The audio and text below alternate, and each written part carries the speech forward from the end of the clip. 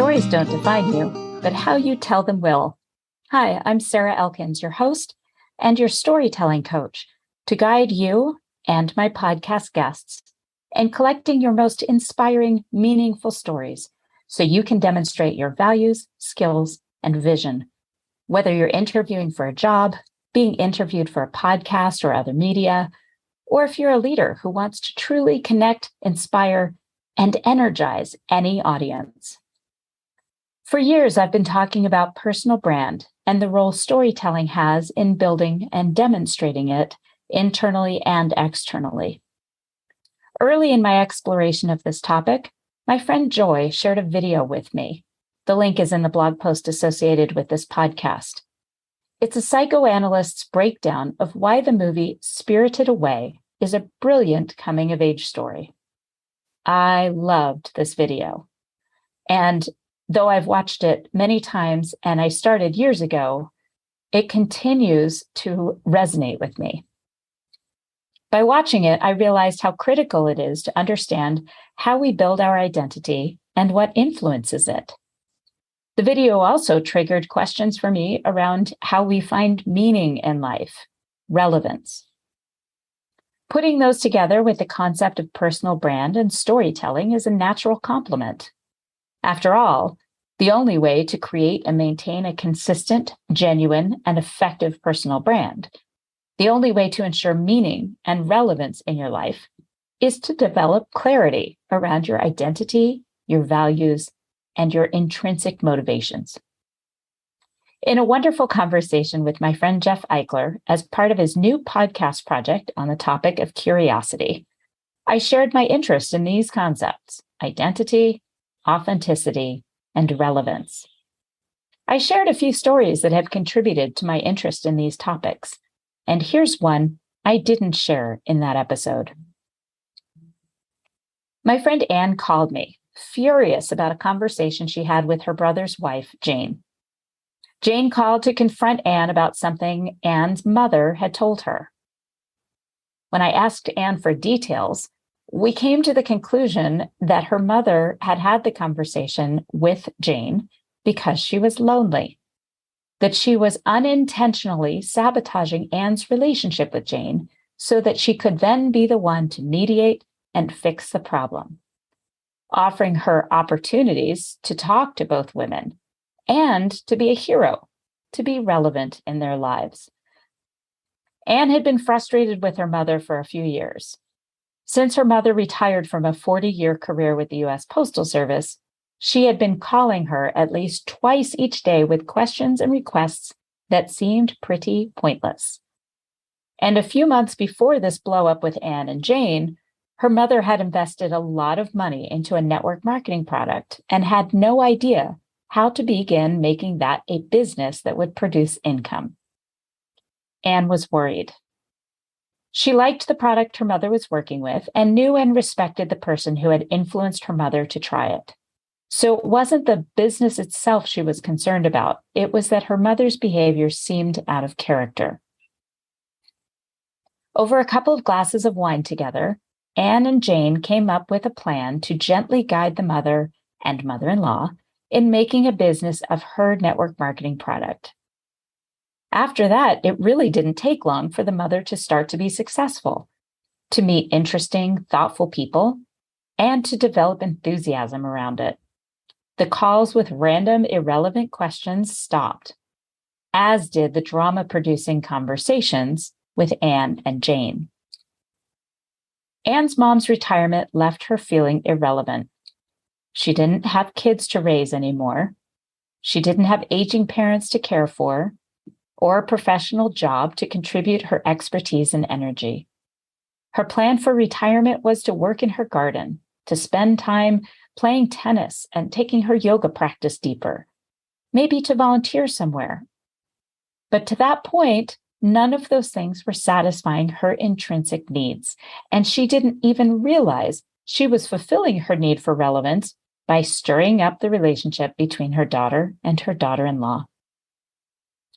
Learning from my experience with Anne, I've been paying a lot closer attention to my own identity, my own relevance, how those things have changed and how they informed my behavior.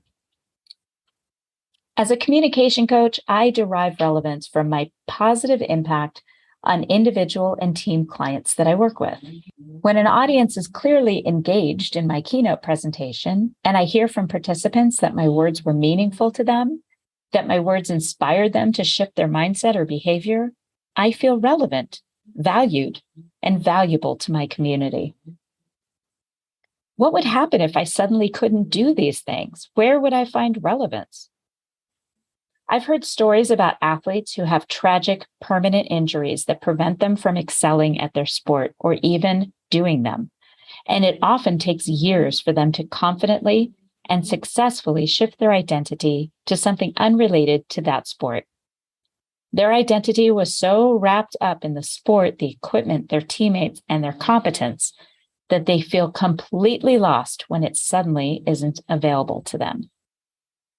And every human needs to feel valuable, to feel like they're relevant, not just athletes. I've seen it time and time again when people retire. At first, they feel great about not having a schedule, starting on their list of projects that have been waiting for time and attention. But eventually, I see them feeling lost. Their identity was wrapped up so tightly in their career that they don't really know who they are without the title.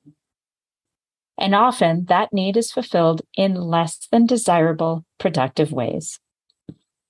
My theory is that when we're doing that, sabotaging relationships so we can be the hero and mediate them, buying things to fulfill some need to be important and relevant, it's because we simply haven't taken inventory. We haven't taken time to develop clarity about our needs and how they can be fulfilled in more positive, helpful ways. I know when I pick a fight with my husband, it's likely because I have an underlying dissatisfaction about something going on in my work or in a relationship. It's hard to look in the mirror and see my own faults. It's painful to see the way I'm contributing to my own struggles. But when I do, my relationships improve. I find myself smiling more, feeling more satisfied at the end of the day, at the end of the week. I feel valued, optimistic, and like I'm contributing in a positive way. Have you thought about what kind of person you are right now versus who you were, or maybe who you want to be in the future? Do you periodically take inventory to know what truly matters to you at any given time in your life? Have you taken time to develop clarity around your values and how those values shape your actions, behaviors, your words, and your relationships? Can you see how these things have changed over time, depending on your relationships, work, and other factors? I encourage you to take a little time to jot down a few words you would want people to use to describe you when you're not around. Just take a moment. Think about how you would find satisfaction and relevance in your life. Take time to consider what you want to leave behind. The legacy of your presence on your community, your family, and your friends. Maybe it feels a little morbid to think like this. And maybe, just maybe, by taking the time and making this effort at finding clarity, you'll make the right adjustments to how you spend your time and your energy as you put it into specific relationships. And maybe you'll avoid future regret. Thanks for listening to Your Stories Don't Define You, How You Tell Them Will. I'm putting some finishing touches on a new course, Get the Offer, Job Interview Storytelling, that will be available online in early fall 2022. It is so important that this course is truly relevant, helpful, and useful for my clients. So I'd love your help. Would you please email me at sarah@elkinsconsulting.com or complete the form that's linked on the blog post associated with this podcast episode to add your ideas for the course? I'd love to know your biggest challenges when it comes to job interviews, so the content of my online course is exactly what you need. I appreciate your help. Thanks in advance.